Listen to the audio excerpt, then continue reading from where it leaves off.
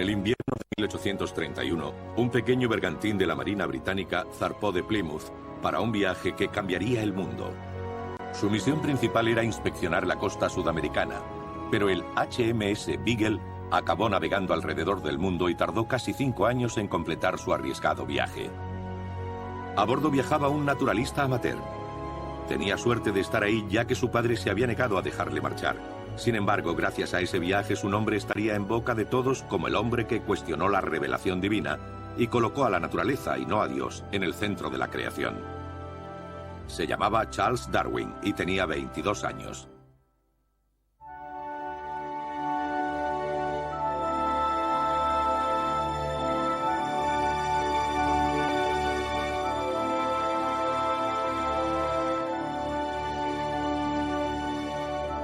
El paraíso perdido de Darwin.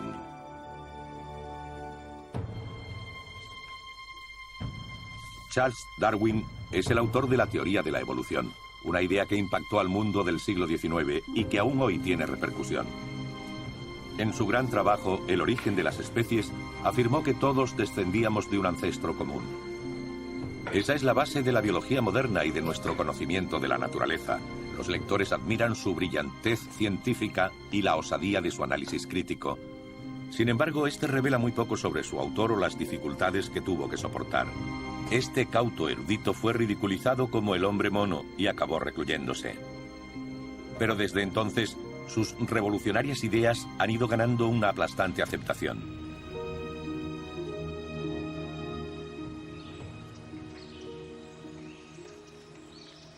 Charles Darwin provenía de una familia rica. Su padre era un médico reputado. Su hermano mayor fue a la Facultad de Medicina de Edimburgo. Charles era el decepcionante varón pequeño. El padre de Darwin estaba preocupado por Charles, su segundo hijo varón, porque le parecía que estaba perdiendo el tiempo. Entonces, el doctor Darwin, como el chico no iba demasiado bien en la escuela, lo sacó de allí y lo envió también a Edimburgo para que hiciera algún curso antes de empezar la carrera. Pero en Edimburgo sí que perdió el tiempo, que era lo que le preocupaba a su padre. La medicina le pareció demasiado brutal, demasiado cruenta. Le afectaba demasiado. No podía controlar sus emociones ante la muerte, la enfermedad o las operaciones. Además, todo eso ocurrió antes de que se inventara la anestesia. Así que Darwin abandonó pronto la Facultad de Medicina. Y en ese momento, aunque no estamos seguros de ello, su padre le dijo: "No sirves para nada. ¿Qué vas a hacer con tu vida?". Así que Charles se fue a Cambridge a estudiar teología. Fue enviado a una parroquia rural, lo que complacía a su padre, pero lo que más le gustaba era una nueva actividad, el estudio de la historia natural, que se convirtió en su pasión.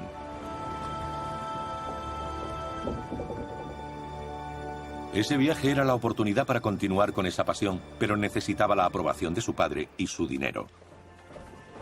Querido padre, me temo que esto va a molestarle mucho, pero espero que me disculpe por exponerle mis opiniones sobre el viaje. Le detallo lo que fervorosamente considero una lista completa y acertada sobre sus objeciones. Daría mala reputación a mi persona como clérigo. Es un proyecto descabellado. Dirá que nunca me acostumbraré a llevar una vida normal. Lo considerará como un nuevo cambio de profesión y creerá que es una empresa inútil. Pero el peligro no me parece grave. Y no creo que ello me haga incapaz de llevar una vida normal.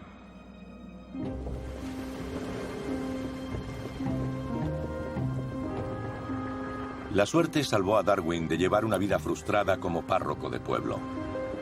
El hombre que cambió el destino del joven e inútil Charles Darwin fue el comandante del Beagle, el capitán Robert Fitzroy.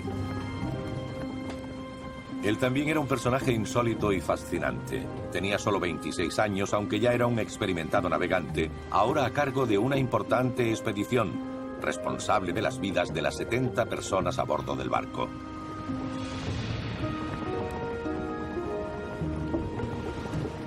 El capitán Fitzroy ya había viajado en el Beagle, pero la singladura se vio interrumpida. Mientras estaban midiendo las ensenadas e islas del extremo meridional de Sudamérica, el capitán de uno de los navíos de la expedición se suicidó. Robert Fitzroy aún no había sido capitán en ese momento, pero ya había vivido los rigores, los peligros, la soledad y las penurias de una travesía. Para evitar los problemas que tuvo su predecesor, que se suicidó, necesitaba un compañero, un caballero con una buena situación económica y que pudiera financiarse el viaje alrededor del mundo. A Fitzroy le gustaba la idea de tener un compañero que no formara parte de la jerarquía naval, pero habría sido demasiado embarazoso decir: necesito un amigo, necesito a alguien con quien hablar mientras ceno. Naturalmente, Fitzroy se fue a Cambridge a buscar a ese caballero. Habría estado bien que fuera un clérigo, así que el mensaje circuló entre los antiguos alumnos, y uno o dos dijeron: hay un prometedor naturalista que se llama Charles Darwin. Se acaba de licenciar y su intención es convertirse en pastor de la iglesia anglicana, pero puede tomarse un año para desarrollar sus habilidades como naturalista. De hecho, Darwin fue el tercer candidato. Se lo propusieron a otros, pero no deseaban correr los riesgos del largo y peligroso viaje. El viaje del Beagle era toda una aventura para un chico. Piensa en ello. Es lo que le gustaría a todo joven. El romanticismo, viajar, desembarcar en lugares exóticos.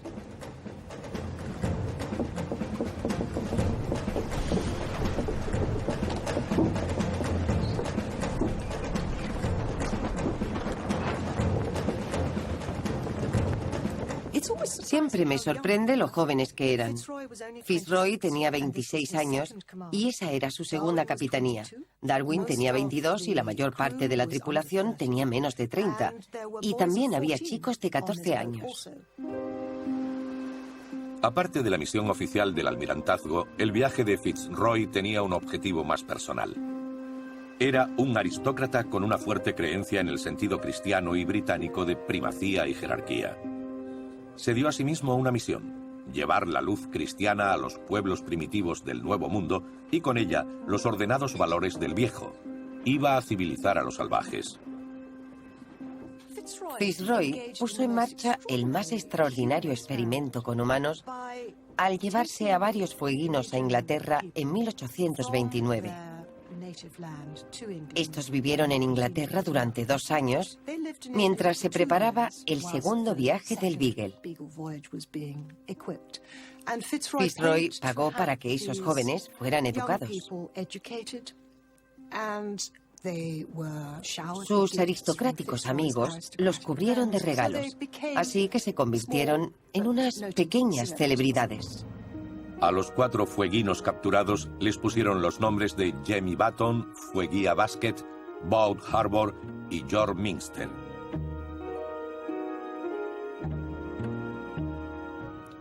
Había una chica y 3 chicos. Uno de ellos murió a causa de la viruela antes de ser cristianizado, así que supongo que fue al infierno. Pero al parecer los otros progresaban y tenían ganas de volver. Fitzroy los llevó de vuelta a Tierra del Fuego con un misionero y estableció una misión. Darwin se rió cuando los 3 indios fueguinos que quedaban aparecieron con toda esa vajilla y los instrumentos que los bienintencionados londinenses y los religiosos creían necesarios para establecer una misión con esos 3 jóvenes. Con ello, Fitzroy mostró cierta faceta de su carácter.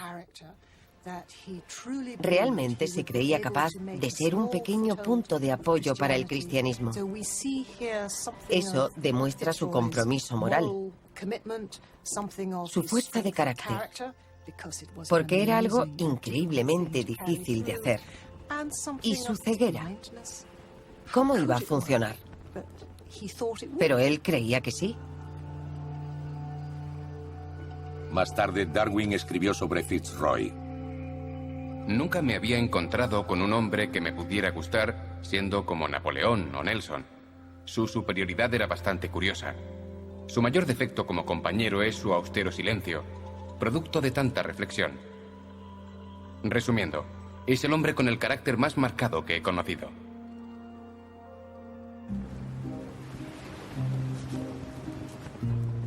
Cuando zarparon hacia el sur, Darwin y Fitzroy se consideraban unos caballeros cristianos ortodoxos. Entonces no dudé en absoluto de la estricta y literal verdad de cada palabra de la Biblia. Pero el viaje del Beagle iba a llevar a estos hombres en direcciones opuestas. Uno observaría la naturaleza y finalmente no encontraría sitio para Dios. El otro vería un mundo que no podría explicarse y se aferraría a una religión inflexible. Ambos sufrirían mucho por sus creencias. A bordo del Beagle, el joven Charles Darwin se dedicó a su tarea de recolección con gran intensidad. Ansiaba demostrarse que valía. Para alguien interesado en el mundo natural, esa era una oportunidad extraordinaria. Mucho de lo que subió al barco era desconocido para la ciencia. Darwin hizo bastante más que describir las criaturas que recogía. Cuando sospechaba que había encontrado una especie desconocida, la analizaba, describía detenidamente el espécimen, intentaba clasificarlo y finalmente lo introducía en una solución para conservarlo.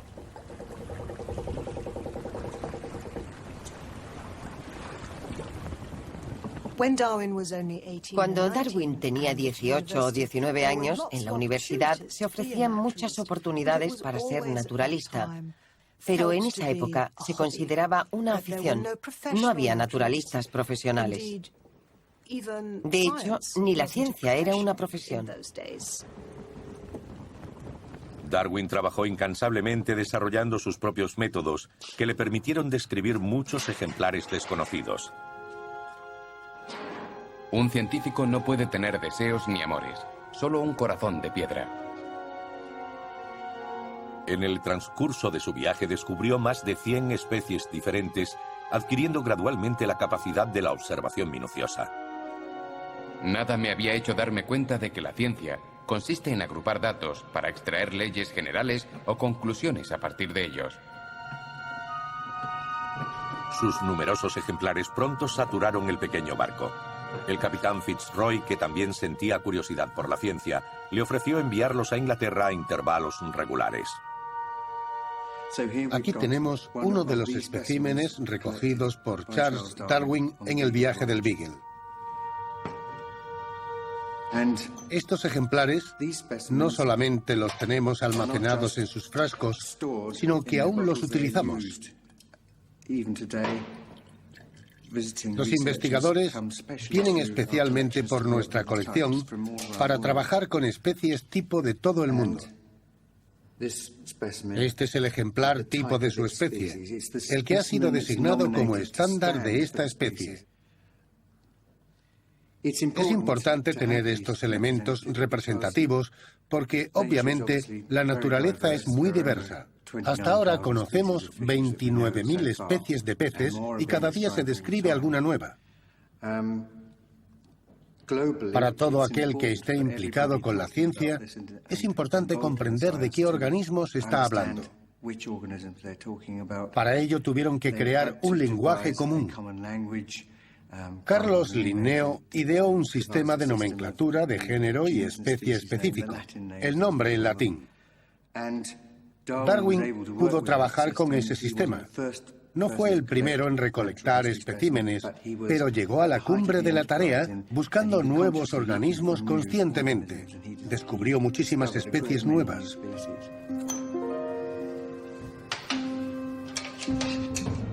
El camarote de Darwin era muy pequeño, pero a los jóvenes les unía el trabajo a bordo. Compartía mesa con el cartógrafo y también con el artista del barco, Augustus Earle. Darwin estaba fascinado por la tremenda diversidad que se podía encontrar en la naturaleza. Llenó cientos de páginas de sus cuadernos de notas con observaciones sobre geología y zoología. Fue un emprendedor. Se puso a recolectarlo todo. Del mar, de la tierra, del aire. Muestras de piedras, de minerales. Muestras de lo que fuera. Recolectar cosas era muy importante para que los naturalistas europeos pudiesen adquirir el conocimiento de cómo eran las partes inexploradas del mundo. Sudamérica se estaba abriendo como campo de exploración. Ahí estaban compitiendo alemanes, franceses e ingleses. Cuando Darwin estuvo allí también lo estaban ellos, pero esperaba encontrar un lugar antes de que lo hicieran los demás. Había cierto grado de competición.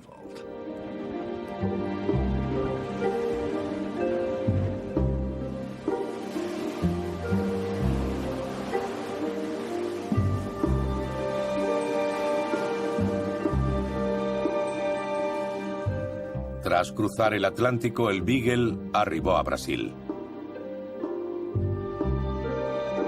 Para Darwin fue un gran alivio, ya que había sufrido terribles mareos durante toda la travesía.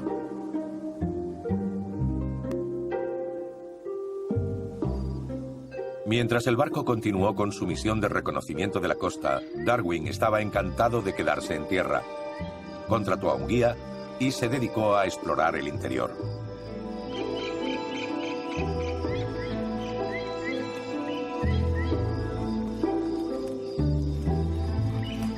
Pasó gran parte de los 5 años de expedición en tierra, principalmente en Sudamérica, explorando y aumentando sus colecciones.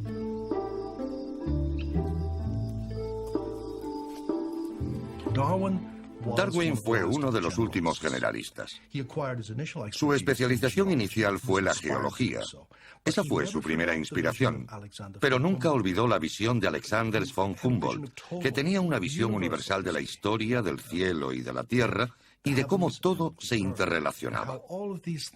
Creo que es una forma de pensar muy alemana para una persona anglosajona, ver un todo y no pequeñas partes.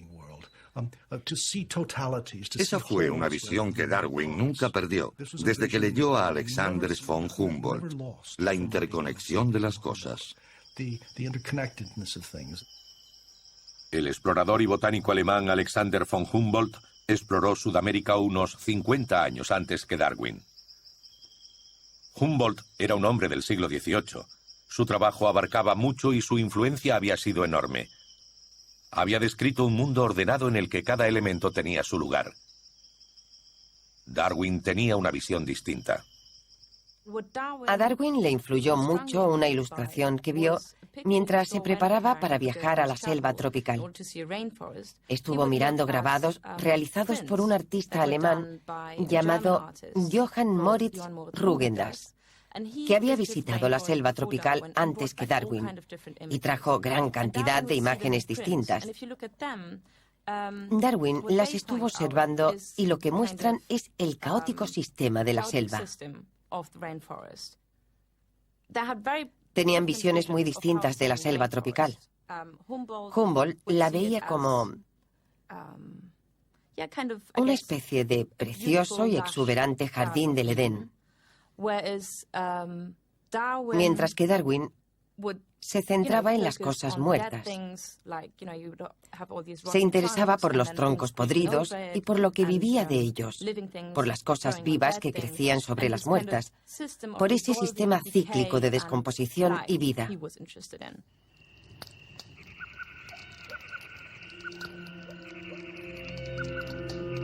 La experiencia de Darwin en la selva le dejaría una duradera impresión.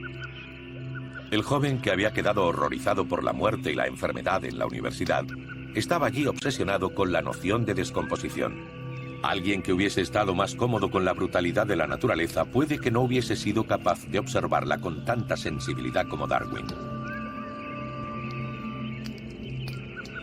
La diversidad de la selva le fascinó. En ella cohabitaban miles de especies.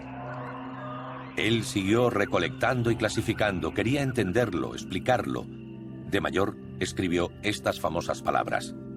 No veo límite a la cantidad de cambios, a la belleza y a la infinita complejidad de las coadaptaciones entre todos los seres orgánicos, unos con otros, y con sus condiciones físicas de vida, quizás afectadas en el largo curso de los tiempos por el poder de selección de la naturaleza o la supervivencia de los más aptos. Un naturalista que buscaba explicar cómo sucedían las cosas Era conocido como un naturalista filosófico. Él se interesaba por las causas. No era un mero recolector o clasificador. Quería saber por qué las cosas son como son y por qué las encuentras donde están en ese momento. ¿Por qué hay ciertos animales aquí y otros allá tan diferentes si el entorno es el mismo? ¿Por qué en entornos completamente distintos hay animales que son muy parecidos? Estas eran las incongruencias que desconcertaban a Darwin cuando estuvo en Sudamérica. La selva tropical no era un paraíso. Era un mundo extremadamente competitivo, con luchas constantes por la supervivencia. Aunque la fuerza no siempre era la mejor técnica, los más débiles parecían usar un arma secreta en su lucha: el camuflaje.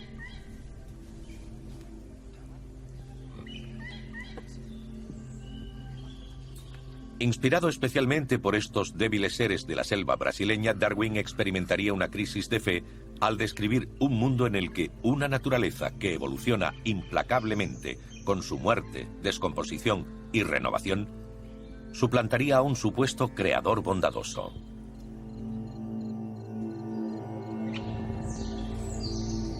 ¿Qué libro escribiría un capellán del diablo sobre el trabajo torpe, derrochador, primitivo y terriblemente cruel de la naturaleza? Sobre la horrible pero silenciosa guerra de los seres orgánicos que tiene lugar en los pacíficos bosques y los sonrientes campos.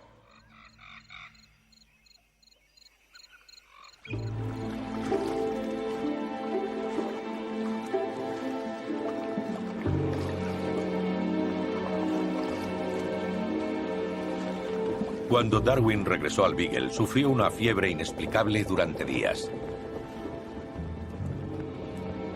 La enfermedad le perseguiría durante buena parte de su vida.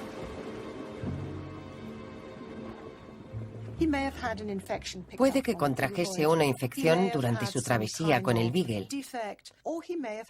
Puede que tuviese algún tipo de deficiencia o puede que tuviera lupus o cualquier otro tipo de afección. Hay muchas teorías sobre su enfermiza salud. Hay otras teorías que afirman que podría haber tenido alguna enfermedad psicológica por el trabajo que estaba efectuando. El vientre de Darwin era como un barómetro que indicaba lo que pasaba en su mente. No podía soportar el estrés. Su trabajo sobre las especies o su relación con las personas, o solo una fuerte discusión o una conversación profunda, podían afectarle al aparato digestivo. La cuestión es que mejoró extraordinariamente después de la publicación de su último libro sobre la evolución.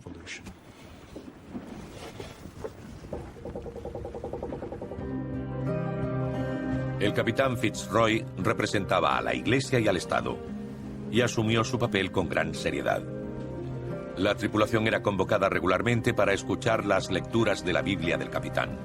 Y con todo ser viviente que está con vosotros, todo animal salvaje, todo el que ha salido del arca con vosotros, toda criatura viviente de la tierra, no habrá más diluvio que destruya la tierra.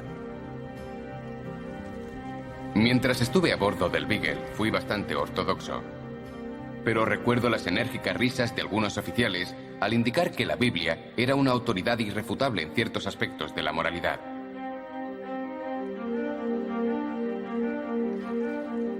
Gradualmente fui apreciando que la historia del mundo del Antiguo Testamento era manifiestamente falsa y que no era más aceptable que los libros sagrados de los hindúes o las creencias de cualquier bárbaro. La doctrina tradicional cristiana mantenía que había habido una creación y una gran inundación, que el mundo fue creado en 6 días y que una vez creado era inmutable. Proponer otra cosa era un escándalo. El poema épico de Milton, El paraíso perdido, era la lectura favorita de Darwin durante el viaje del Beagle. En él, Milton recordaba la lucha entre el libre albedrío del hombre y las leyes inmutables de Dios. Darwin y Fitzroy tenían una actitud abierta sobre el mundo y les entusiasmaba el conocimiento. Aunque sus diferentes visiones les llevarían finalmente hacia una ruptura dolorosa, de momento, al compartir un estrecho camarote, siguieron siendo buenos compañeros, dos jóvenes con mucho en común. Darwin y él disfrutaban discutiendo muchas de las cosas que iba descubriendo durante el viaje. Hablaban animadamente sobre geología en especial, porque Darwin llevaba un libro del gran geólogo británico Charles Lyell. Era una obra en 3 volúmenes y el primero se lo regaló Fitzroy antes de embarcar en Inglaterra. El libro de Lyell era incendiario. Insistía en que la Tierra era inconmensurablemente vieja. A Darwin le impresionó, pero desde su punto de vista, Lyell había olvidado un aspecto muy importante. Él veía un sistema terrestre en el que la corteza terrestre crecía y decrecía. Oscilaba, sin ir realmente a ninguna parte. A Lyell le preocupaba que hubiera un vector, una dirección en la historia de la Tierra, porque si hubiese habido ese tipo de vector progresivo, nos podría haber alcanzado y podríamos haber sido el resultado de algún tipo de evolución. En geología, la estrategia de Lyell fue de mantener la historia de la Tierra no direccional. Él lo llamó uniformitarianismo. Los cambios eran lentos y no direccionales. Darwin nunca lo compartió. Compartía la visión de la historia de la Tierra, que decía que los cambios eran lentos. Pero siempre creyó que había un principio y que habría un final, y que habría un desarrollo o un progreso entre ambos puntos. En cambio, en ese periodo, las especies aparecían en la Tierra naturalmente. A medida que avanzaba el viaje, Fitzroy se volvió más malhumorado. Era extremadamente amable conmigo, pero era difícil convivir con él en las condiciones íntimas que necesariamente se daban al compartir camarote. Tuvimos varias disputas, y cuando estaba fuera de sí, era imposible razonar con él.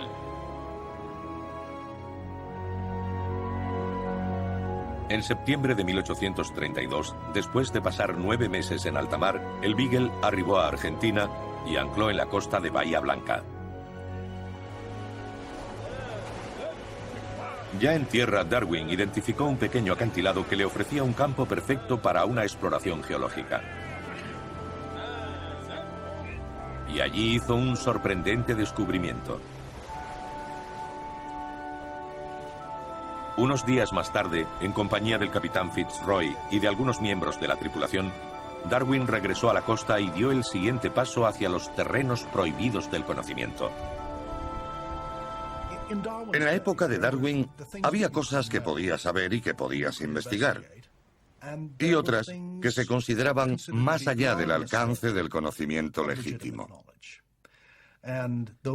Y esas cosas eran Dios, el principio de la Tierra, el origen de las especies y cómo va a terminar todo. Esas áreas que estaban más allá del conocimiento legítimo se consideraban competencia de la revelación divina. Sabemos que los humanos tienen alma porque las Sagradas Escrituras lo dicen. Sabemos que todo fue creado porque en el principio fue Dios. Y sabemos que al final Dios también prevalecerá. Nuestras vidas y nuestro conocimiento existen entre estos extremos. Cuando alguien sobrepasa esos extremos en nombre de la ciencia, creaba lo que yo llamo un conocimiento peligroso. A los pies del acantilado, Darwin encontró este tipo de conocimiento peligroso. Los huesos fosilizados de animales gigantescos extinguidos, y entre ellos un enorme cráneo. Aunque esos descubrimientos no habían sido los únicos, y ya habían inspirado leyendas de criaturas mitológicas como caballos voladores, seres humanos con cabeza de toro, dragones y otros monstruos de fábula, Darwin observó la intervención de otras fuerzas. Los fósiles estaban dispuestos en varias capas de tierra. El acantilado parecía haber sido levantado del suelo. Esta fantástica mandíbula inferior la encontró Darwin en Bahía Blanca, en Argentina. ¿Qué debió pasarle por la cabeza cuando la encontró? Tengo un estupendo ejemplar de la mandíbula de un perezoso actual. Si los colocamos uno al lado del otro para comparar, podemos ver la diferencia de tamaño. Esto debió dejarle perplejo. A pesar de que las criaturas gigantes ya no existían, Darwin observó que parecían compartir la misma forma anatómica con otros animales que se encontraban en la cercana pampa. Más tarde, Darwin escribiría que los fósiles que extrajo en Sudamérica fueron uno de los puntos de partida más importantes para el desarrollo de su visión sobre la evolución. Estos parecían sugerir la continuidad de un tipo en el transcurso de largos periodos de tiempo. Darwin empezó a observar que podría haber algún vínculo familiar entre especies diferentes, separadas en el tiempo o por divisiones geográficas. Entonces empezó a centrarse en lo que podrían significar esas conexiones. Estos son el fémur y la tibia de Macrauchenia. Obviamente es un mamífero, ya que en la evolución de los mamíferos se formó la rodilla. Por el tamaño de la articulación, podemos determinar la movilidad de la rodilla de este animal. Las rodillas sirven a los animales para mantener sus miembros rectos. Esta es una estructura típica de los mamíferos, así que, a pesar de ser un animal insólito, demuestra que es un mamífero. A pesar de que las nociones de anatomía de Darwin eran básicas, inmediatamente reconoció la importancia de su descubrimiento. Empaquetó cuidadosamente los huesos en un embalaje especial y se los envió a Richard Owen, a Londres. Era obvio que ese era el lugar al que había que mandarlos. Owen era el anatomista más importante de Gran Bretaña, el hombre indicado para describir ese material. Esto era una cosa de una celebridad, no podía encargarse a cualquiera. Debía llegar a los expertos en ese campo. Era un material muy valioso.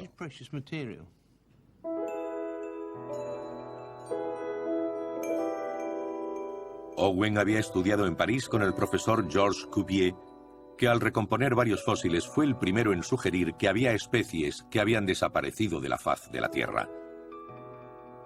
Los teólogos rápidamente respondieron diciendo que esos animales murieron porque eran demasiado grandes para caber en el arca de Noé. ¿Dios crearía una especie y después permitiría que se ahogara, o era obra de la naturaleza? La nueva ciencia de la anatomía comparada, establecida por Cuvier, buscaba la respuesta. Darwin haría un uso extensivo de la anatomía comparada antes de formular su teoría de la selección natural, y para ello se basaría en el vasto repertorio de animales, plantas y peces que había recolectado en los 5 años con el Beagle. La anatomía comparada es una ciencia que permitirá comparar la forma de los diferentes organismos. La profusión de esqueletos que se exhiben aquí está destinada a mostrar que, tras esta enorme diversidad, se esconde una estructura única y profunda para todos los organismos. Eso se ve muy bien cuando observamos una ballena. La aleta anterior no se parece especialmente a un brazo humano, por ejemplo. Pero si nos fijamos en el esqueleto, veremos que tras el omóplato se encuentran los mismos huesos en los mismos lugares. Tiene el cúbito y el radio, como tenemos nosotros en el antebrazo, y después una mano con unos dedos, como los nuestros.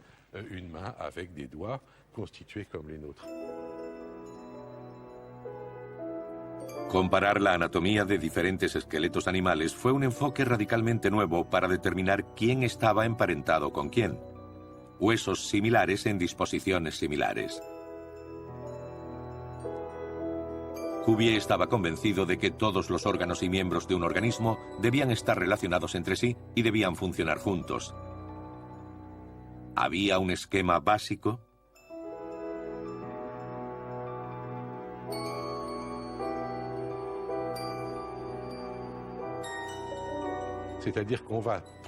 Tras la diversidad de todos los seres vivos, encontramos una especie de esquema que hace que ciertos organismos sean similares. Y no solo porque tienen los mismos órganos. Este hueso es el mismo en la ballena que en mí mismo. La clasificación se hace de forma natural. Y esta idea de clasificación natural también será fundamental para Darwin. Los cristianos veían la mano de Dios en este esquema común. Pero a Darwin las similitudes empezaron a sugerirle que teníamos un ancestro común que había ido cambiando a lo largo del tiempo. Estas adaptaciones le intrigaban. ¿Cómo habían cambiado diferentes criaturas para adaptarse mejor a su entorno? ¿Qué mecanismo podría haberles llevado a tales adaptaciones? A medida que avanzaba el viaje de Darwin, también aumentaban sus colecciones. Cada nuevo hallazgo le hacía plantearse nuevas cuestiones. ¿A dónde pertenecía? ¿Era una especie completamente nueva? ¿Cómo se creaban las especies? Mientras Darwin lidiaba con sus ideas para explicar la variedad del mundo natural, Fitzroy iba a empezar su experimento sobre la naturaleza humana.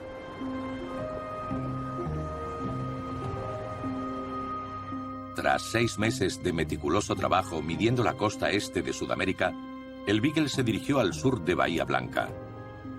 El objetivo era alcanzar el extremo meridional de Sudamérica, Tierra del Fuego.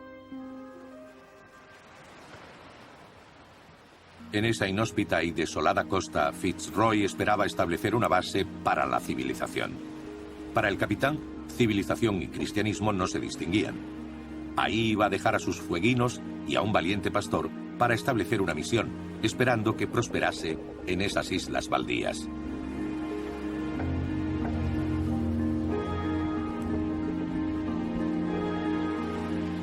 Fitzroy llevaba tiempo inquieto por haber sacado a los fueguinos de su tierra. Esta era su oportunidad de redimirse.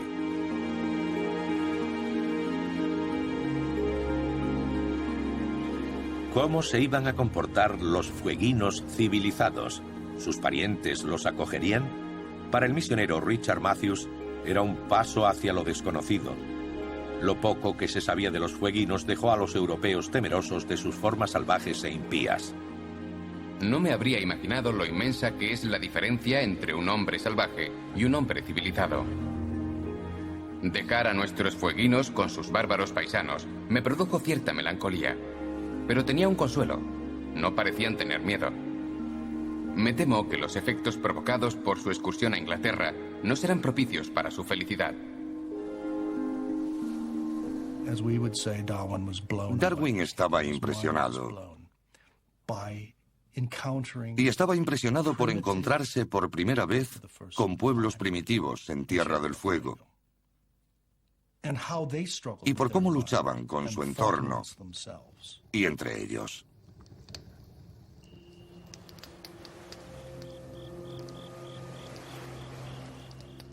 Creo que en esta parte tan extrema de Sudamérica, el hombre existe en un estado menos desarrollado que en cualquier otra parte del mundo.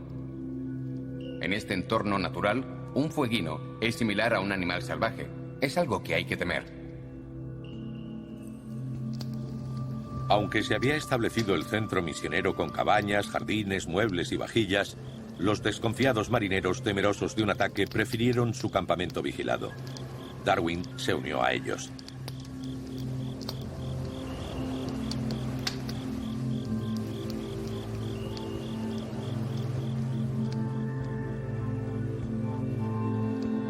Mi reloj marcaba la 1. Había algo muy solemne en esas escenas. Y de repente, esa idea pasó por mi cabeza. Así es como debían haber vivido nuestros ancestros.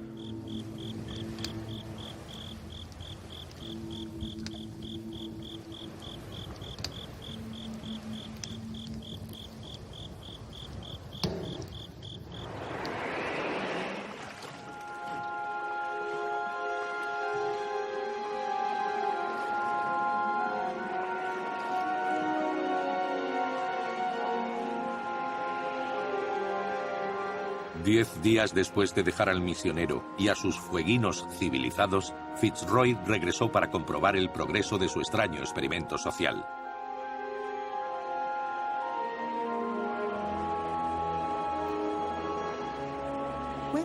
Al volver a Tierra del Fuego, muchos de sus planes parecían no funcionar.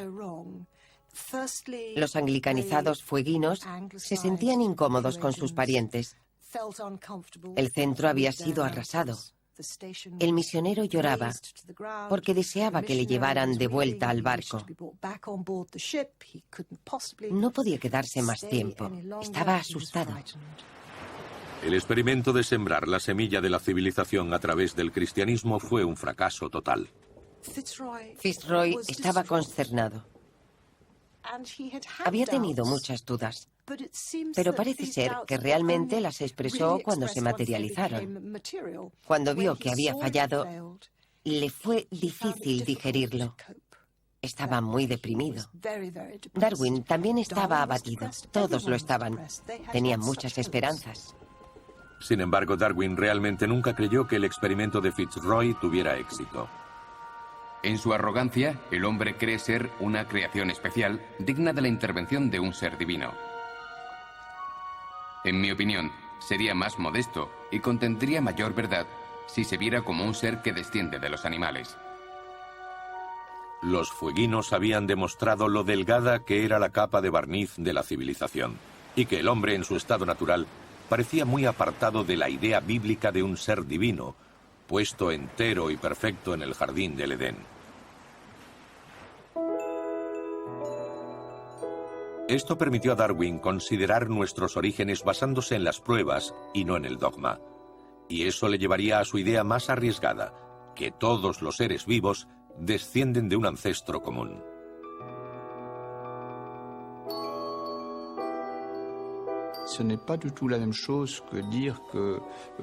No es lo mismo decir que el hombre es una rama entre varios millones de ramas, o el brote final de una rama, que decir que es el último peldaño de la escalera de Jacob, antes de llegar hasta los ángeles y a Dios.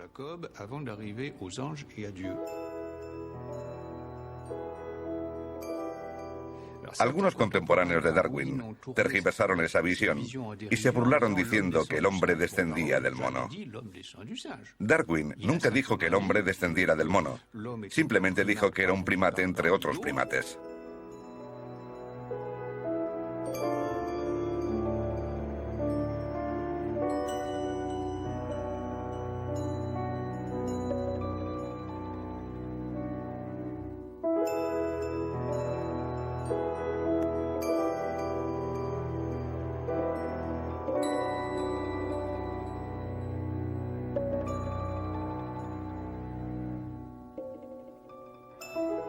El Instituto Max Planck de Antropología Evolutiva de Leipzig se ha centrado durante varios años en los análisis de ADN para establecer la relación exacta entre humanos y simios.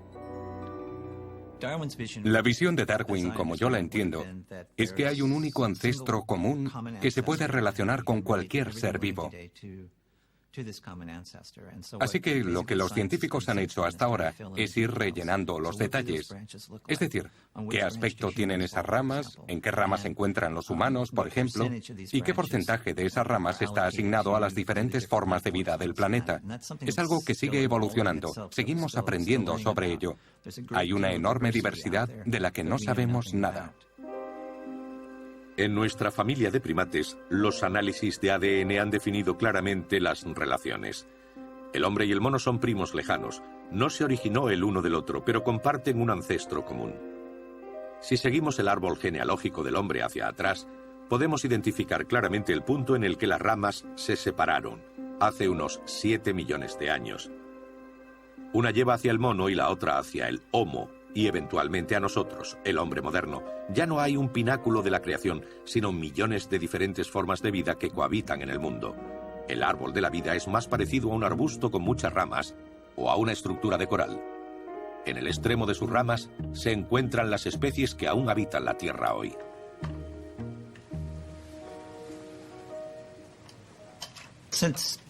Desde la época de Darwin ha habido mucho interés en las razas humanas y en si los humanos se pueden clasificar en razas, cómo están emparentadas, cómo se establecieron, etc.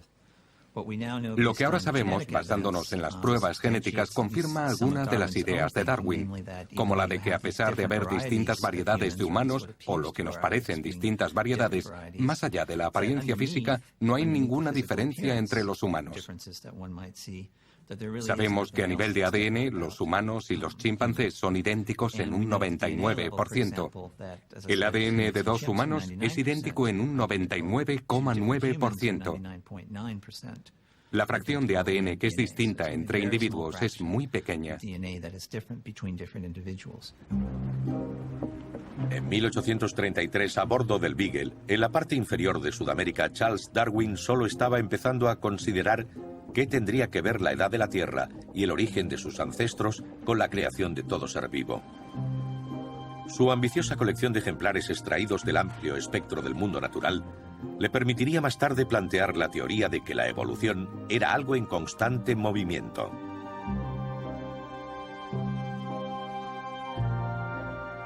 Puede decirse que la selección natural examina diariamente cada variación que se produce en el mundo y rechaza lo que es defectuoso, preservando y sumando todo lo bueno de forma silenciosa e insensible.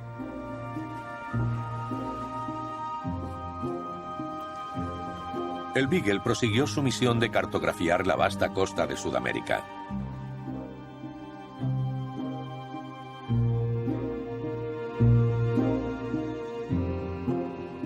Mientras Darwin estaba ocupado en otra expedición en tierra, el Beagle se encontraba en problemas. El capitán Fitzroy no se había dejado ver en cubierta desde hacía días. El barco estaba aislado en una zona de calmas ecuatoriales, una región donde hace un calor sofocante y no sopla el viento, en la que una nave podía permanecer inmóvil durante semanas. Aquí fue donde su predecesor como capitán del Beagle se suicidó. Fitzroy se había impuesto una gran presión para asegurar que la expedición fuera un éxito. Pero después del experimento fallido con los fueguinos y sin la compañía de su amigo Darwin, esa presión empezó a abrumarle. Cuando llegaron malas noticias desde Londres, se desesperó. Fitzroy había realizado un enorme gasto personal al comprar su segundo barco para que éste completara partes de la medición que él no podía hacer. La Marina se había negado a pagar un barco así, y él lo compró con sus propios recursos. De hecho, se endeudó para hacerlo. En cierto momento, las presiones fueron demasiado para Fitzroy. Y parece ser que cayó en lo que hoy llamaríamos una profunda depresión. Se fue a su camarote, cerró la puerta con llave y dijo que renunciaba a ser capitán. Darwin no estaba ahí cuando todo eso ocurrió. Estaba en tierra. Estaba cruzando los Andes en una de sus expediciones más importantes.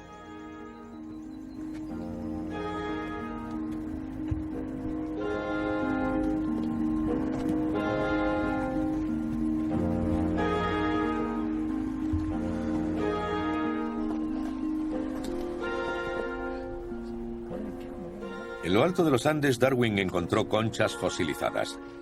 Cómo habían alcanzado tal altitud era un gran misterio. Darwin se negó a creer que Dios las había colocado ahí para confundir a los científicos.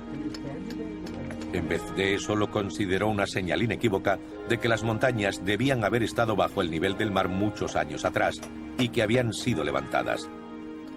Le pareció que la Tierra estaba en constante movimiento. Algunas partes eran empujadas hacia arriba y otras se hundían.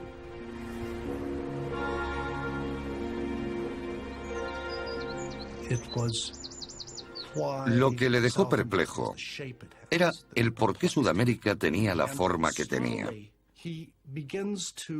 Y poco a poco empezó a considerar todo el continente de Sudamérica. Quería explicar por qué tenía aquella forma.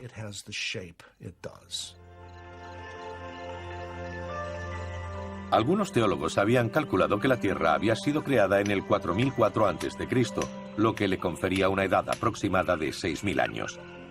Darwin estaba seguro de que la Tierra debía ser mucho más vieja para haber podido dar cabida a tal variedad de vida. El proceso de adaptación debía haber llevado varios millones de años. La Tierra debía ser mucho más vieja.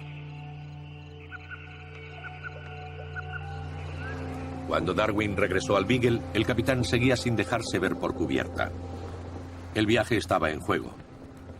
Sin embargo, en tierra Darwin había leído en un periódico británico que Fitzroy había sido ascendido por el almirantazgo. Cuando volvió al barco y se enteró de la depresión de Fitzroy, que se había encerrado en el camarote y que quería apartarse del viaje, Darwin pudo decirle: «Pero si te han ascendido». Y se alegró mucho de poder hacerlo. Darwin fue quien le dio la noticia.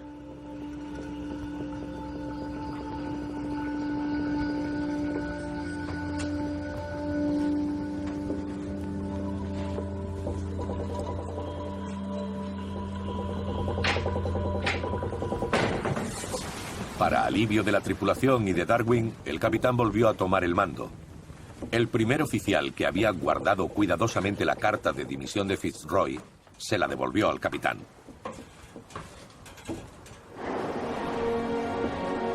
El Beagle había doblado el Cabo de Hornos, medido la costa de Sudamérica, capeado tormentas y superado enfermedades.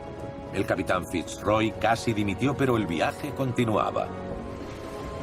Ante sí tenían el Pacífico, las famosas Islas Galápagos, Australia, la isla del Coco, tormentas y buen tiempo, descubrimientos y penurias. El Beagle aún tardaría 2 años en regresar a Inglaterra. El joven filósofo naturalista volvería como un hombre nuevo y a su vez cambiaría el mundo.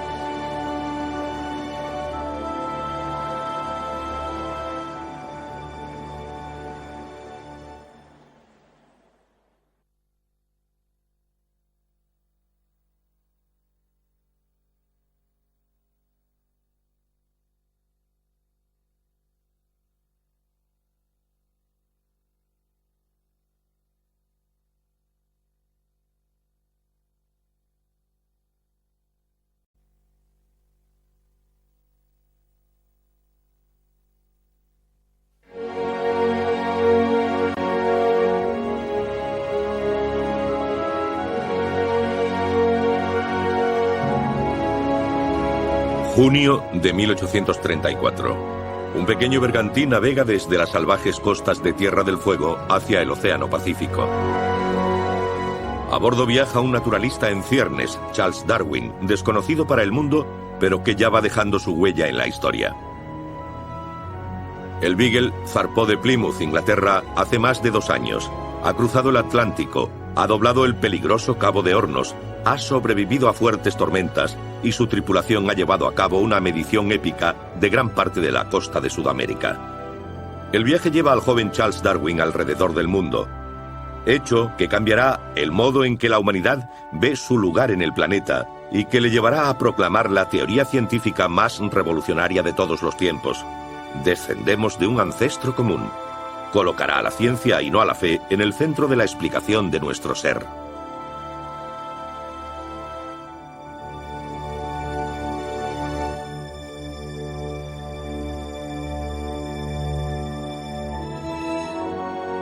El paraíso perdido de Darwin.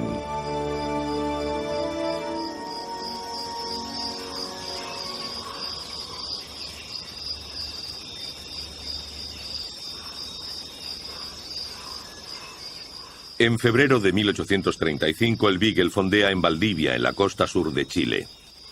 Charles Darwin, junto a otros miembros de la tripulación y su joven ayudante Sims Covington, acampa en las faldas de las montañas de la costa.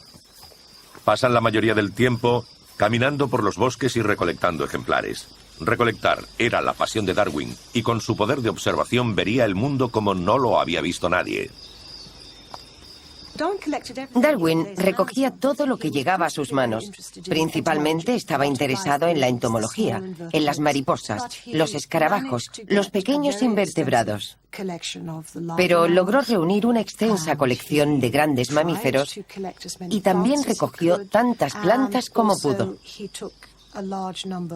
Cogió un gran número de muestras geológicas, como rocas y minerales, para sustentar las teorías geológicas que estaba desarrollando.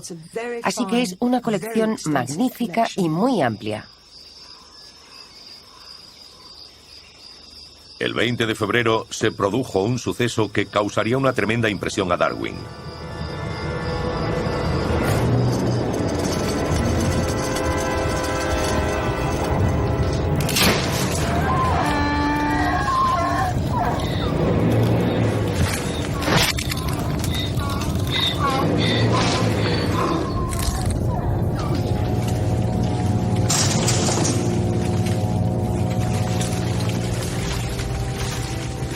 Se quedó profundamente impresionado. Lo que, como seres humanos, creemos que es estable, o es una metáfora de estabilidad. Por estar ligado a la Tierra, descubrió que era temporal, que en la vida nada era estable. Un terremoto como este, en un momento, destruye las más viejas asociaciones. El mundo, el emblema de todo lo que es sólido, se mueve bajo nuestros pies como una corteza sobre un líquido. Un segundo transmite a la mente una extraña idea de inseguridad que horas de observación nunca crearían. El poder de la naturaleza fue lo que le impresionó. Y sobre todo como geólogo. Eso le proporcionó más convicción en algunas de las teorías que había estado desarrollando sobre los movimientos de la corteza terrestre en relación con el nivel del mar. Decía que los accidentes geográficos eran el resultado de movimientos terrestres.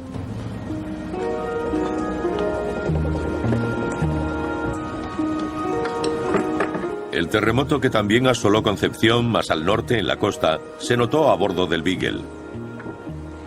El capitán Fitzroy sintió un gran alivio al ver a Darwin sano y salvo de vuelta en el barco. Y Darwin también.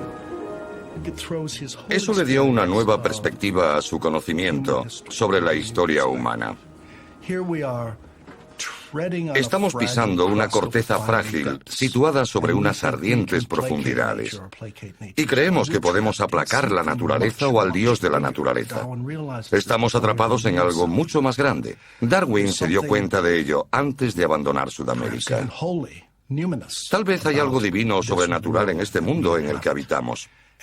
Él nunca perdió la sensación de que era algo maravilloso, aunque tal vez temible, el hecho de que nosotros estemos aquí y de que las plantas y los animales deben ser como son. Todo eso fue antes de desarrollar completamente su primera teoría. Fue un momento crucial.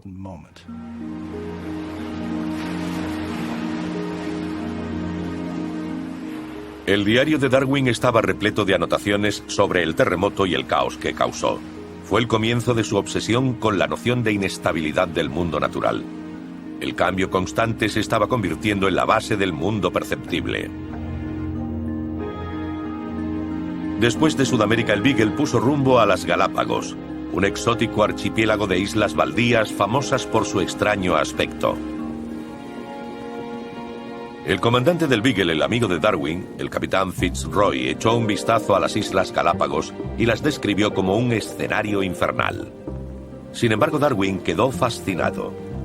Ahí había criaturas que no se encontraban en ningún otro lugar. Aislado a casi 1000 kilómetros de la costa de Sudamérica, el archipiélago de las Galápagos era el hogar de un amplio número de especies únicas. Era un laboratorio en el que la naturaleza no era molestada.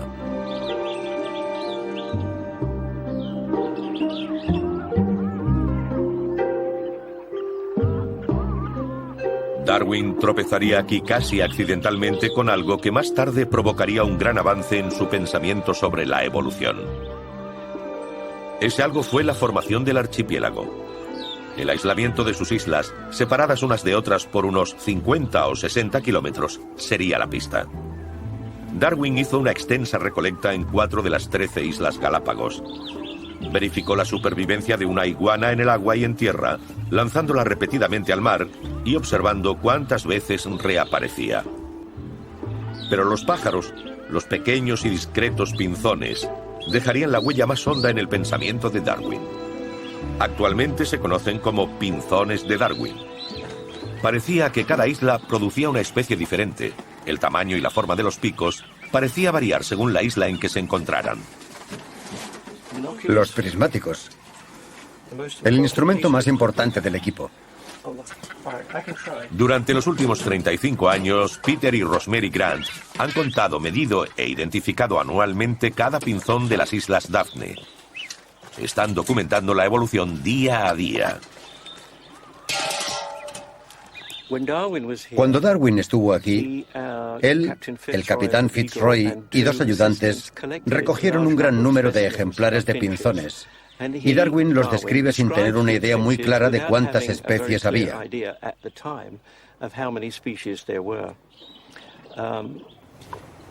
A través de otras colecciones, ahora sabemos que hay al menos 12 especies. Según algunas clasificaciones son 14 y según otras 13.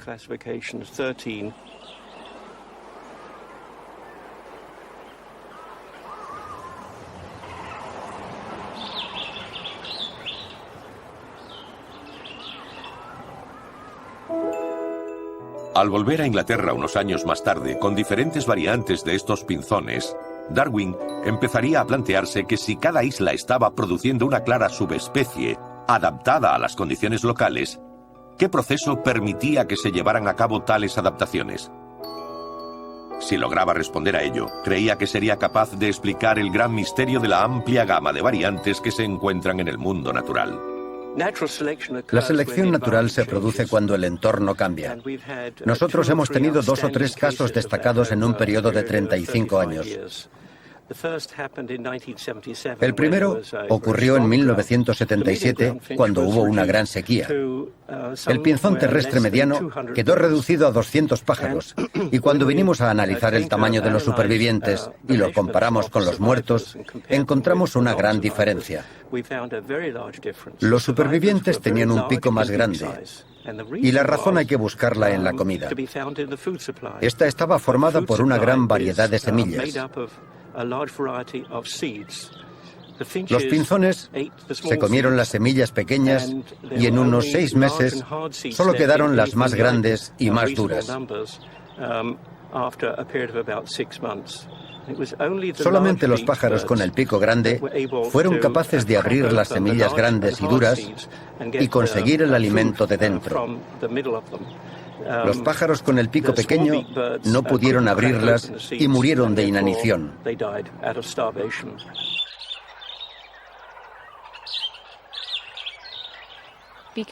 El pico mide 7,16.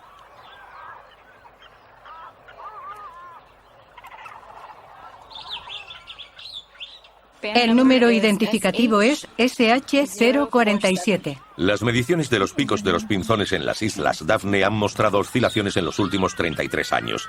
Ahora los tienen significativamente más pequeños que cuando los Grant empezaron en 1973. Los diferentes tamaños han evolucionado respondiendo a los cambios del entorno. Las hembras seleccionan a sus compañeros por el tamaño del pico y por el canto. El intercambio sexual produce ejemplares que ayudan a la especie a asumir condiciones variables. Si el clima cambia, las especies pueden responder rápidamente, generando nuevas variantes. Los que no pueden responder, mueren. Darwin lo vería como el proceso mediante el cual trabaja la selección natural.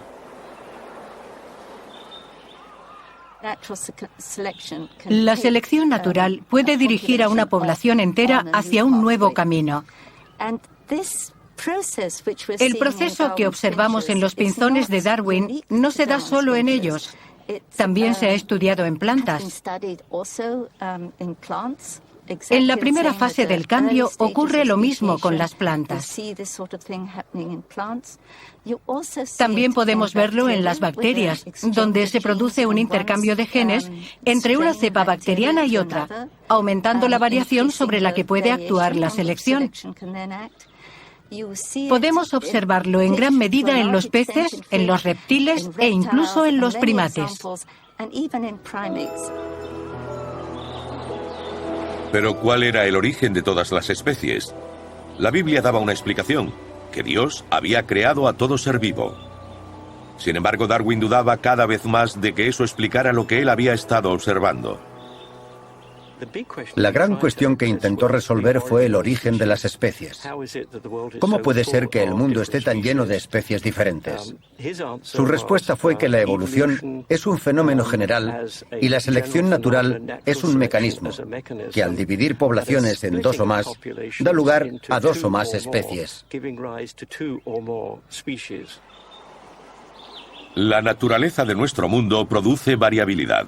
Entonces, la selección natural tiene lugar como mecanismo selectivo. La variabilidad y la selección natural son la base del proceso evolutivo. Aísla un territorio y dale tiempo para que cambie el entorno. El resultado quedará reflejado en la cantidad de variaciones en plantas y animales. Los grandes conocimientos de Darwin le alentaron a pensar en términos muy generales. También era extremadamente cauteloso. Era un autocrítico y capaz de coger una serie de observaciones y escudriñarlas. Estaba tan profundamente entusiasmado con este tema que realmente dedicó su vida a la cuestión de por qué hay tantas especies.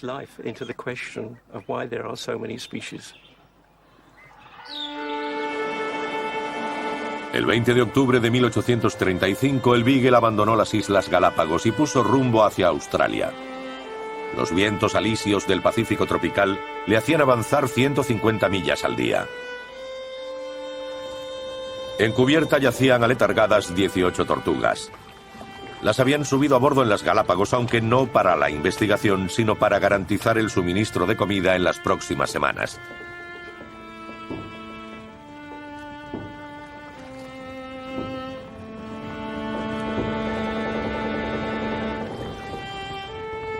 El Beagle continuaba su viaje y Darwin pasaba varias horas al día escribiendo su diario y analizando sus hallazgos. Ahora tenía algunas de las bases para su revolucionaria teoría y seguía recolectando.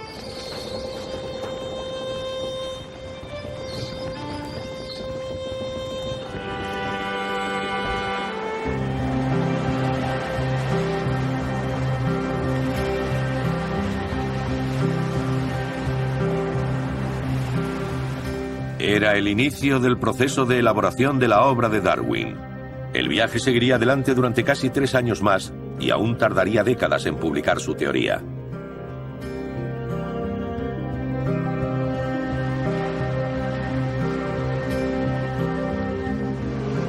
El 12 de enero de 1836, el Beagle fondeó en Sydney Cove.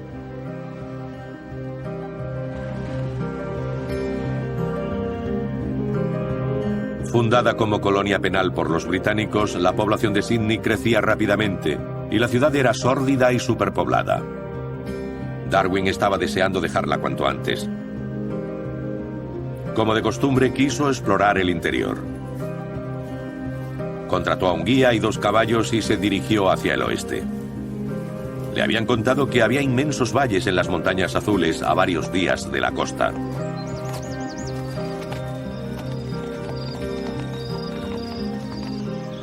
Aquí el país se eleva 900 metros sobre el nivel del mar. Siguiendo un pequeño valle y su pequeño riachuelo, de repente vimos entre los árboles un inmenso abismo que rodeaba el camino con una profundidad de tal vez 500 metros. Cuando vio estos magníficos valles, inmediatamente se preguntó, ¿cómo se han podido crear? Su primera impresión fue que se debió a la erosión. Pero después le preocupó que no hubiese habido el tiempo suficiente para erosionar todo este material. En su diario dice que debido principalmente al tiempo de formación, esa idea de la erosión era absurda. Él era consciente de que en algún momento todo había estado bajo el mar, y por eso dice que posiblemente había sido la acción submarina de las olas la que en realidad creó los valles y que después la tierra se levantó. Pero seguía sin estar seguro.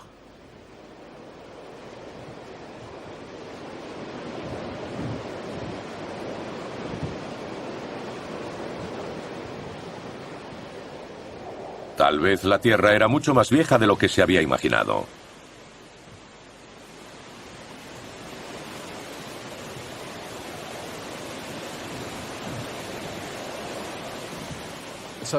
Darwin volvió a la idea, que mantienen la mayoría de geólogos actuales, de que esos valles se habían formado por la erosión a lo largo de ese enorme espacio de tiempo. El hecho de que Darwin se diese cuenta de la duración del tiempo geológico fue muy importante para exponer sus ideas sobre la evolución de las especies, porque éstas necesitaron el mismo periodo de tiempo.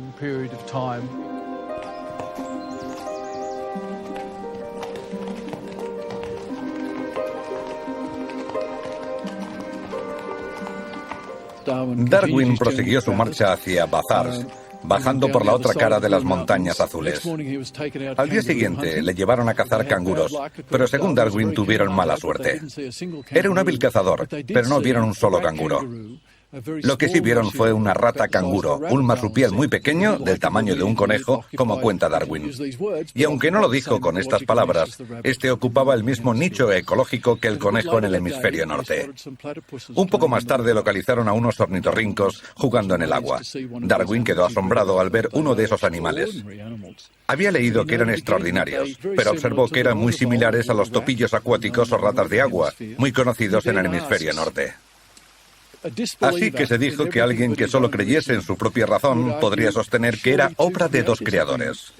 Uno habría creado el conejo y el topillo de agua en el hemisferio norte, y el otro habría creado el ornitorrinco y la rata canguro en el hemisferio sur.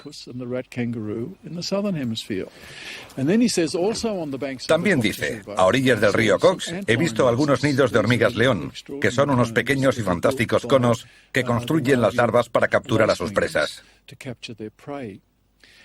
Pero observó que el tamaño difería de los que había visto en Inglaterra, así que debían ser especies distintas.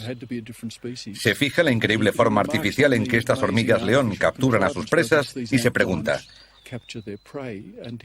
¿qué diría ese incrédulo sobre esto? ¿Dos trabajadores distintos darían con la misma forma artificial? Su respuesta es, seguro que no. La misma mano debe haber obrado en todo el mundo. Y esa respuesta era tentadora y deliciosamente ambigua. En sus escritos, Darwin nunca especifica si esa mano era la mano de la naturaleza o la de Dios.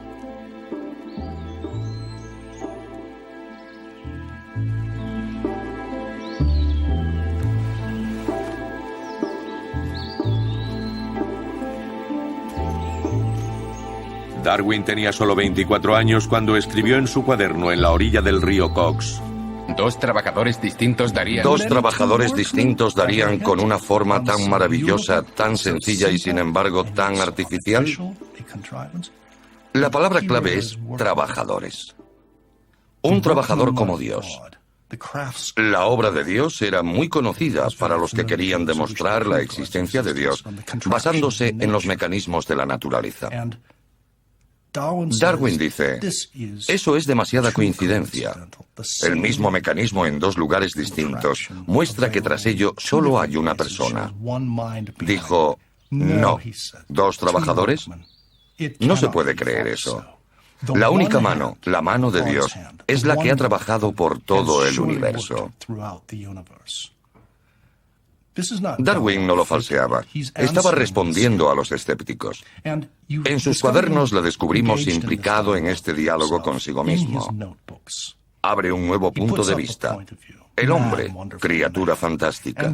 Entonces da un portazo y dice, es un mamífero.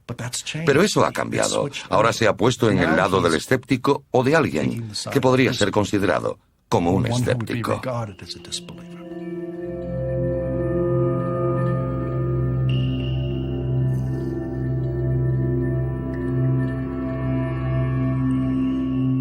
¿Qué tipo de mamífero es el hombre? En Australia, la fachada civilizada ocultaba una lucha encarnizada tan brutal como el principio de comer o ser comido de la selva. En su diario, Darwin observó cómo la llegada del hombre blanco estaba aniquilando la población local, no solo la animal como emúes y canguros, sino también la de su gente.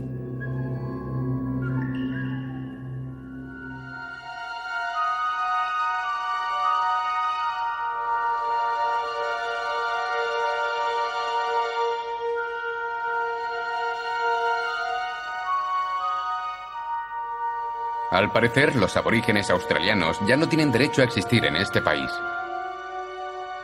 En este pasaje del diario de investigaciones escribe: las variedades de la especie humana parecen actuar entre sí como las diferentes especies de animales. El más fuerte extirpa, elimina, mata, aniquila al más débil. Darwin no está diciendo hurra, está diciendo que así funciona la naturaleza. No creo que sea posible describir o pintar la diferencia entre el hombre salvaje y el civilizado. Viene a ser la diferencia entre el animal salvaje y el doméstico. Para su época, Darwin tenía una teoría muy original sobre el origen de las razas humanas, que recientemente ha vuelto a la actualidad, pero que era tan extrema que creo que fue el único en defenderla en su versión radical. Darwin sostenía que solo hay una especie humana, que el origen de todos los humanos es el mismo y que todos tienen las mismas capacidades físicas e intelectuales.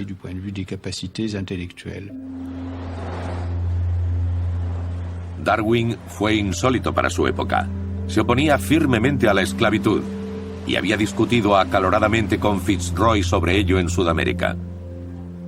Pero aunque llegó a apreciar una pequeña diferencia real entre el llamado hombre civilizado y los indígenas que había encontrado durante su viaje, más tarde sus teorías fueron tergiversadas por algunos movimientos políticos para sostener sus teorías racistas.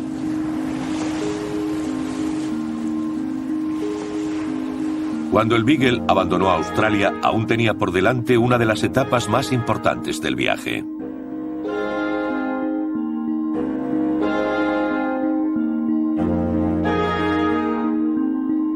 En abril el Beagle alcanzó las Islas Killing, actualmente conocidas como Islas Cocos, situadas en el Océano Índico a medio camino entre Australia y Sri Lanka. En las cálidas aguas del atolón, Darwin descubrió una asombrosa diversidad de animales y plantas. La belleza del mundo submarino le causó una impresión imborrable. Mientras Fitzroy cartografiaba la laguna, Darwin exploraba los arrecifes de coral. Estaban compuestos por una variedad infinita de corales.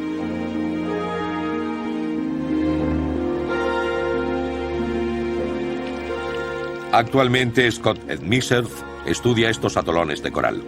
A medida que van creciendo proporcionan importantes datos sobre el cambio ambiental en el mar y en la temperatura de la superficie. En los primeros años del siglo XIX había un gran entusiasmo por la exploración y sobre todo de muchas de las áreas donde crecían los arrecifes. Uno de los temas en los que centraron su atención los naturalistas de la época fue el llamado problema de los arrecifes de coral. Los naturalistas sabían que el coral crece más cerca de la superficie del océano, a unos 50 metros de profundidad. Pero también habían observado que estos arrecifes de forma circular parecían salir de las grandes profundidades del océano, y para ellos eso era un problema. ¿Cómo se extendieron estos arrecifes desde las grandes profundidades del océano hacia la superficie? Darwin estaba convencido de que las islas se hundían y que los corales crecían hacia arriba siguiendo su ritmo, pero necesitaba medir la profundidad del océano para demostrar su teoría. Para ello fue remando mar adentro acompañado de Fitzroy, que se encargó de soltar la plomada muchas veces.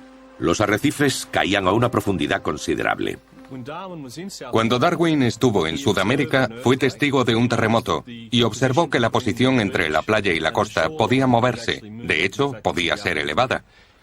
Anteriormente había descubierto unas conchas marinas a cierta altura en una colina y se había preguntado cómo esos restos podían haber llegado a tal elevación. Una vez más, el alzamiento era la respuesta más probable. Entonces empezó a formarse la idea de que si podíamos tener una elevación, no había razón alguna para no tener un hundimiento. Y se preguntaba si esos dos procesos podían ser responsables de la formación de los atolones.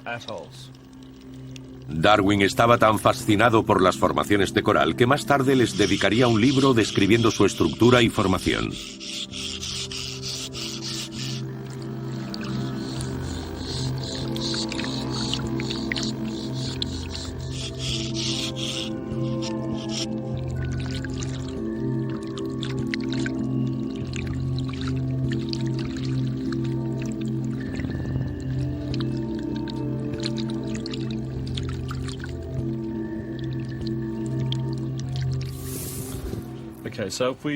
Voy a intentar dibujar un esquema sencillo sobre la teoría de Darwin.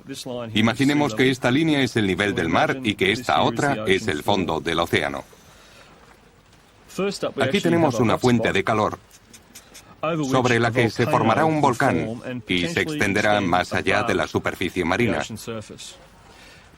Alrededor de esta base volcánica se formará un arrecife que estará unido al volcán y que irá creciendo a medida que el coral vaya floreciendo. De ese modo, empezará a existir. A medida que se mueve la placa en la que se ha formado el volcán debido a la tectónica de placas, poco a poco se va enfriando y se hunde.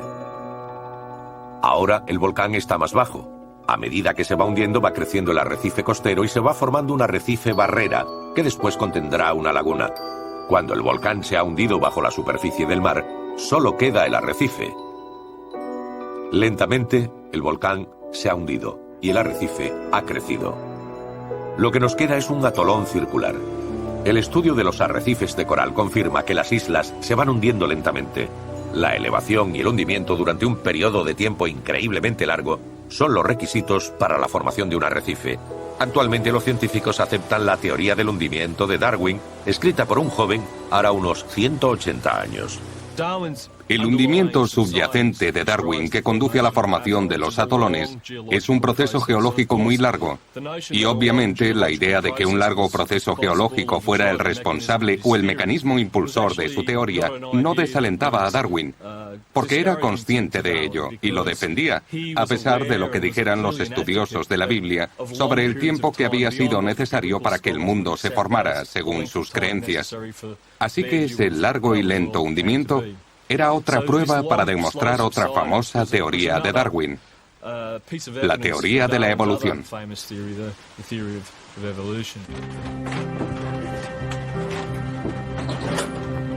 Los arrecifes de coral habían confirmado la teoría del hundimiento de Darwin, pero también le fascinaba otro coral.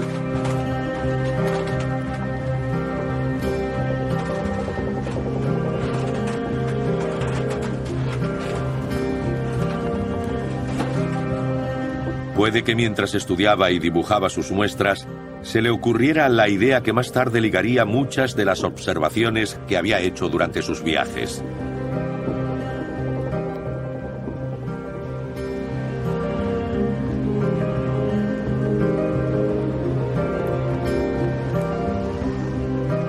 El árbol de la vida tal vez debería llamarse el coral de la vida.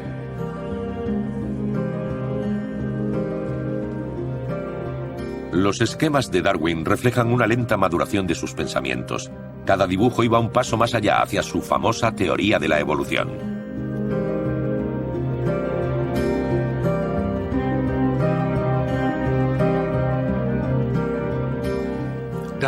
Para Darwin, sus esquemas eran extremadamente importantes, a pesar de que sabía que no dibujaba bien. Eso se debía a que pronto llegó a la convicción de que la naturaleza no se podía conceptualizar ni describir como un todo. Para Darwin, el coral con su caótico crecimiento se convirtió en un símbolo del proceso evolutivo. En el modelo tradicional del árbol, la humanidad estaba situada en lo más alto, en el pináculo de la creación. El coral de la vida proponía un concepto diferente. El desarrollo se podía producir en todas direcciones. No había un solo objetivo, un destino final. No había una meta. Darwin eligió el coral como símbolo de la naturaleza. La primera razón era que en la muerte de sus ramas vio simbolizada la muerte de una especie. La segunda razón fue porque en la estructura enrevesada del coral no hay una única dirección. Crece en varias direcciones, de forma más parecida a un arbusto que a un árbol.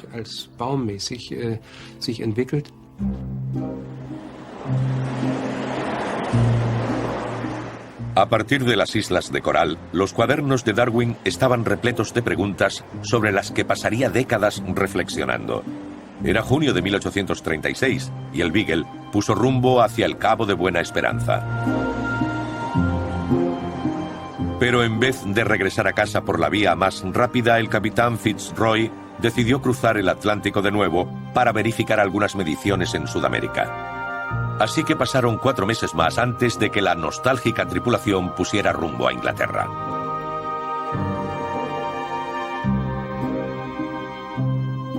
Una mirada a mi querido hogar sería mejor que los reinos de todos los gloriosos trópicos.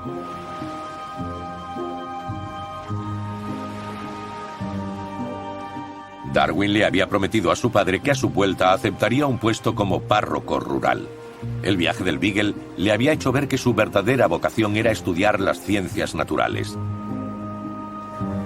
Tras varios meses en el mar, el correo por fin llegó al Beagle. Su hermana le había escrito: Tengo que decirte que tu fama se ha extendido. En Navidad, nuestro padre recibió una carta del profesor Henslow, en la que se refería a ti en términos halagadores, y expresaba un sentido deseo de que volvieras a casa para ocupar tu lugar entre los mejores naturalistas de la época. Padre no se movió de su silla hasta que hubo leído cada palabra. Darwin estaba extasiado al oírlo, y eso le convenció de que, pasara lo que pasara, podría volver a entrar en el mundo británico de la historia natural con mayores conocimientos. Había generado grandes conocimientos durante su viaje e iban a ser su pasaporte para entrar como experto en el nuevo mundo de la historia natural del que quería formar parte.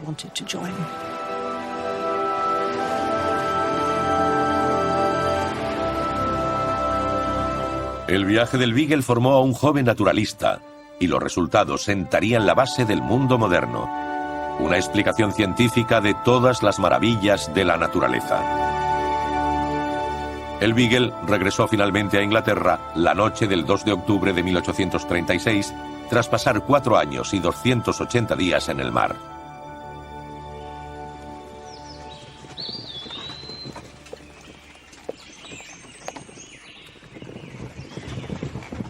Darwin se puso a trabajar inmediatamente para poner en orden su colección y que fuera analizada por los mejores científicos de Londres, y para ingresar en la Real Sociedad Geográfica y conocer a gente como el geólogo Lyell, que se convertiría en un gran amigo.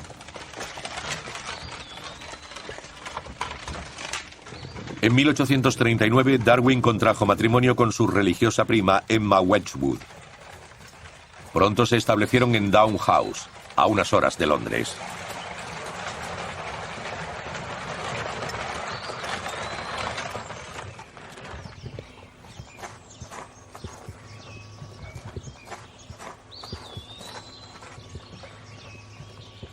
Al casarse, Charles tomó una decisión racional. La primera vez no fue capaz de proponerle matrimonio y volvió unos meses después. Durante ese tiempo descubrió la teoría de la selección natural, que trata de la supervivencia reproductiva. Era consciente de que él era un organismo reproductivo. Se imaginaba a él y a Emma haciendo lo mismo que los animales. No hacía distinción. Iban a tener hijos y él pensaba en cuál sería su herencia. Se parecerán a Emma en este aspecto y en otros a mí. Mientras se están cortejando, nota sus reacciones sexuales hacia él. Piensa, se está ruborizando. Ese es el equivalente a una erección en un hombre. Se fija en sus propias reacciones hacia ella y traza analogías. Podéis imaginar por qué en ese cuaderno ponía privado. Eran dos organismos a punto de copular y reproducirse, pero él la amaba profundamente. Fueron unos años muy creativos y de intenso trabajo. A su regreso, Darwin había empezado a escribir una serie de diarios secretos para registrar el proceso de su pensamiento. Respecto a la extinción, podemos ver que una variedad de avestruz puede no estar bien adaptada y por tanto perecer. Y por otro lado, de una variedad favorable, se pueden producir otras. Darwin lo llamaba un motín de ideas. Dejaba que su mente se volviera loca. Y eso, en la época de Darwin, era muy poco ortodoxo y una falta de respeto. Ser un naturalista filosófico y explicar cómo suceden las cosas, y no solo describirlas, era algo apropiado. Pero uno debía tener experiencia. Uno debía haberse ganado el derecho a especular. A ojos de sus contemporáneos, Darwin especulaba incluso antes de obtener el derecho a implicarse en esta arriesgada actividad. Mucho de lo que escribió en esos cuadernos nunca vio la luz. En cierto modo dijo más o menos: si consiguiese publicar algo de lo que hay en estos cuadernos, me crucificarían vivo. En una carta a su amigo Henslow, que había sido su mentor en sus primeros años en Cambridge, Darwin escribió: contrariamente a lo que creía en un principio, ahora estoy convencido de que las especies no son inmutables. Es como confesar un crimen. Cuando empezó a tener esos pensamientos traicioneros, vergonzosos y posiblemente ateos, empezó a sentirse cada vez más enfermo. Cuando se casó, estaba extremadamente enfermo, incapacitado. Y en esa época, eso solo podía significar la muerte. Se casó sabiendo que podía morirse en cualquier momento, y el embarazo era inevitable. Ella se quedó embarazada a los 2 meses de casarse, y muchas mujeres fallecían durante el embarazo. Esos dos organismos estaban viviendo al borde de la extinción personal. Al mismo tiempo, estaban dando vida a una nueva generación. Eso era una enorme responsabilidad, y la enfermedad de Darwin persistía. Finalmente concluyó que era un defecto hereditario de su propio cuerpo.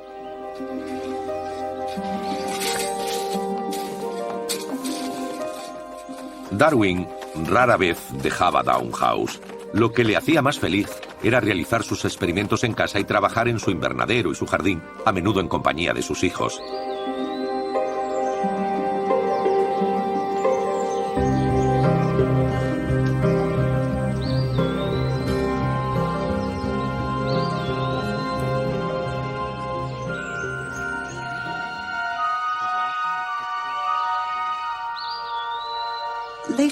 Unos años más tarde, habiendo formado una familia, varios de sus hijos murieron.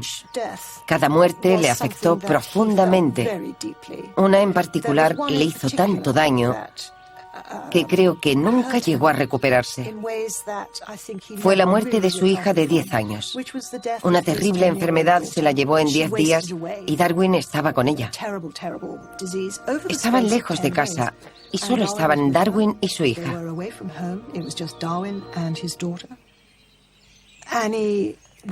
Tras su muerte le dedicó a Annie una carta personal que parecía decir: ¿cómo pudo crear Dios a una niña tan maravillosa, tan inocente y darle tanto sufrimiento?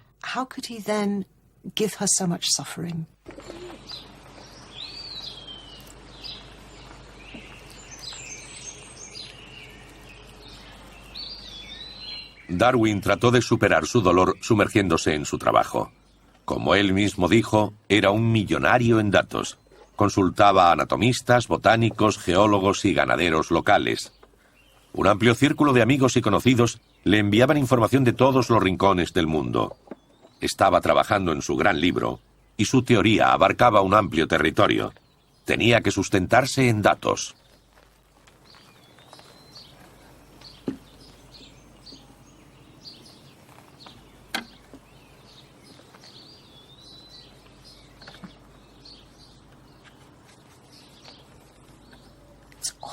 Se ha dicho muchas veces que podría haberla publicado entonces.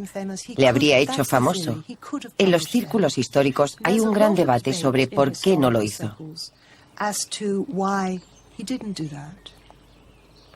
Una razón podría ser que aún quería perfeccionarla. Era el tipo de hombre que creía que siempre había otro dato a la vuelta de la esquina.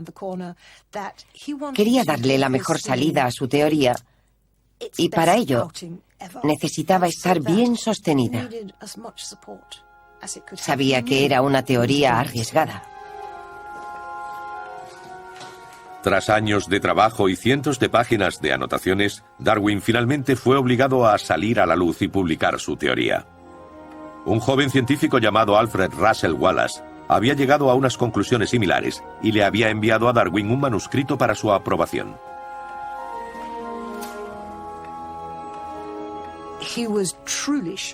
Se quedó de piedra. Él se había estado aislando de la corriente principal de la historia natural de tal modo que explica parcialmente su sorpresa. Pero el ensayo de Wallace casi reproducía lo que había estado escribiendo él. Lo primero que pensó Darwin fue que debía olvidarse de reivindicar su propio trabajo, porque Wallace había escrito un ensayo y seguramente iba a publicarlo. Para entonces, Charles Lyell, el geólogo cuyo incendiario libro había leído Darwin en el Beagle, se había convertido en un buen amigo y no iba a dejar que le cediese su sitio a Wallace.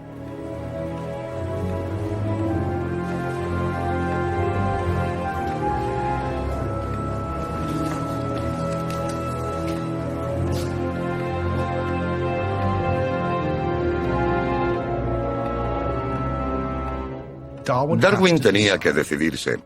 ¿Qué voy a hacer con esto? Lyell tiene razón, va a ser mi ruina. Darwin dejó la cuestión en manos de Lyell y de su mejor amigo, el científico Joseph Hooker. Ellos llegaron a un acuerdo que garantizaba la prioridad de Darwin, pero que también garantizaba la exposición de Wallace. Ambas teorías se leyeron en público en Londres ante la sociedad científica. Primero la expuso Darwin, porque fue el primero en formularla, y después Wallace leyó lo que le había enviado por correo. El origen de las especies por medio de la selección natural fue publicado en junio de 1859 y fue ampliamente estudiado y discutido en círculos científicos y privados.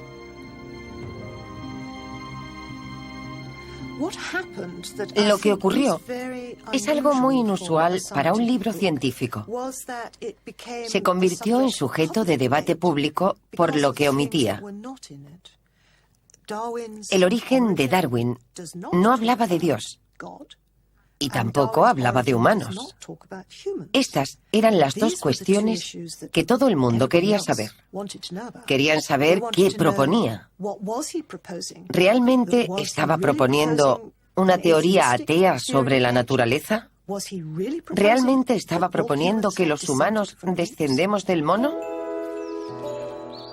Darwin proponía que había un ancestro para todo ser vivo. Hasta nuestros días, los críticos lo siguen malinterpretando. Él afirmaba que había un ancestro común a todos los seres vivos, no solo al hombre. Decir que las plantas, los animales, la gente y todo eso podía haberse creado de forma natural, por movimiento de la materia a lo largo del tiempo, era una especulación injustificada y se consideraba arriesgada, porque el conocimiento arriesgado y la política arriesgada iban de la mano. La ciencia era efectivamente política a la hora de adentrarse en esos dominios. La transmutación, el hecho de que los animales y las plantas puedan existir de forma natural al provenir unos de otros tras un largo periodo de tiempo, era un delito político, ya que negaba implícitamente a Dios o la revelación divina. Y sin Dios ni revelación divina, ¿qué sanción se podría imponer a la sociedad para mantenerla unida? El origen de las especies, con su teoría sobre la evolución, recibió duras críticas de la Iglesia. Un año después de su publicación, Samuel Wilberforce, obispo de Oxford, invitó a Darwin a tomar parte en un debate, anunciando que echaría por tierra su teoría. Darwin, al caer enfermo y serle imposible asistir, le pidió a su amigo Thomas Henry Huxley que fuera en su lugar. Esos dos individuos representaban a la Iglesia y a la ciencia, y lucharon simbólicamente representando a esas dos facciones. Es un debate muy interesante. No sabemos quién creyó que había ganado. Los defensores de Darwin pensaron que habían ganado ellos, que Huxley había destruido completamente al obispo de forma verbal. Pero hay documentos que indican que la gente que apoyaba al obispo Wilberforce afirmaba que él había dado lo mejor en el debate. Es uno de esos momentos de la historia de la ciencia, o de la historia en general, en el que el simbolismo se impone. Nosotros lo recordamos como un gran momento en el que la Iglesia se enfrentó a la ciencia sobre el origen de las especies.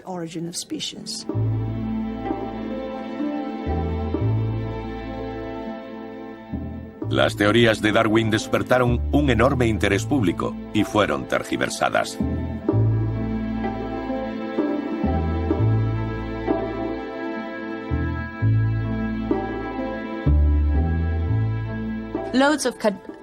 Aparecieron montones de viñetas, y una muy famosa es esta en la que se ve a un gorila con un cartel colgado del cuello que dice: «Soy un hombre y un hermano».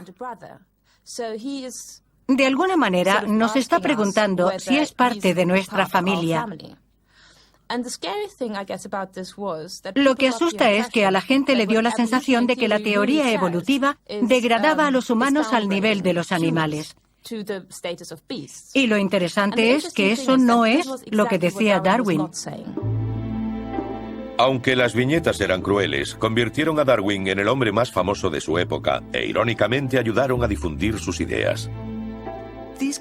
Probablemente esas viñetas tuvieron un papel influyente a la hora de distribuir información sobre la teoría de Darwin. Si alguien desconocía el planteamiento de la evolución por medio de la selección natural, madre mía, lo que veía era lo que sugerían esas viñetas.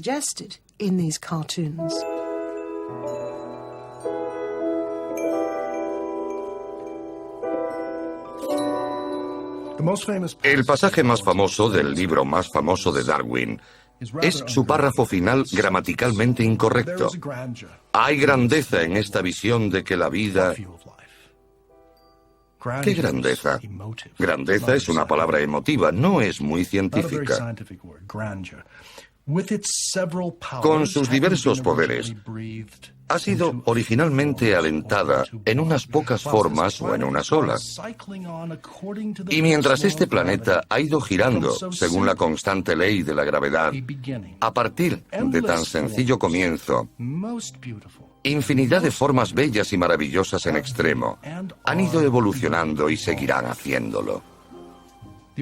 El origen de las especies solo puede entenderse como un diálogo con la visión tradicional de la creación.